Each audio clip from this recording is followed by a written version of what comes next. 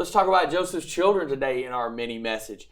And so we're going to look at verses 50 and 51 and 52 in Genesis 41. It says, during this time, before the first of the famine years, 2 sons were born to Joseph and his wife, Asenath, the daughter of Potiphar, the priest of On. Joseph named his older son Manasseh, for he said, God has made me forget all my troubles and everyone in my father's family. Joseph named his second son Ephraim, for he said, God has made me fruitful in this land of my grief. So from this Egyptian wife, Joseph fathers Manasseh, whose name means forgetfulness. So what he's saying here is God has allowed me to put behind me the pain of the things that have happened in my past. I am forgetting these things. I'm letting them go.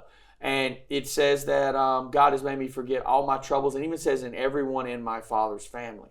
So he's put aside the things with his brothers. And I think he even kind of put his brothers out of his mind. You know, the hurt and things. I think he's let it go. He's moved on.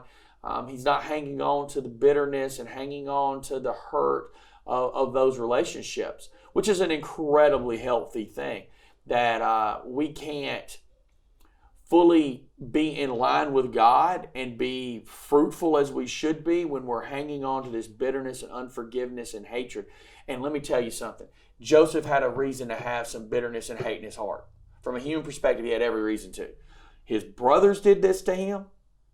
Then what happened with Potiphar's wife, the cupbearer forgetting about him. I mean, he had some reasons to be upset, but he let it go. He forgave. He forgot the wrongs. He moved past it.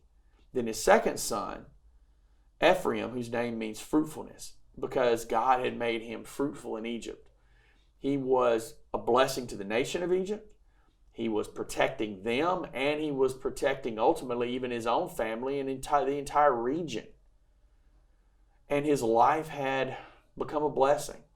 He had gone through 13 years of trials to make it to this point. And he understood what God had blessed him with. He wasn't willing to hang on to the hurt of the past. God caused him to be fruitful. And one of the neat things is he doesn't really abandon his past. I think he still has great love for his father. We will see that. We're even going to see he's going to forgive his brothers, and there'll be a restoration of those relationships. And I think one of the ways we see he has not forgotten his heritage, he has not forgotten who he is, and the covenant that God has made with his family is the names of his son. He doesn't give them Egyptian names. He gives them Hebrew names. Ephraim, and Manasseh. And those names would carry on through the history of the nation of Egypt itself as the names of the two, what we refer to as the half-tribes. So Joseph is blessed. Joseph is at peace. Joseph has let go of what was so hurtful. And it's a great example for us to let go of hurts, to not allow the things that were done to us, the ways that we may have been wronged in the past, to cause us to miss the blessings of God today. Focus on this moment. Focus on what God is doing today and let go of the hurts of the past and mimic Joseph.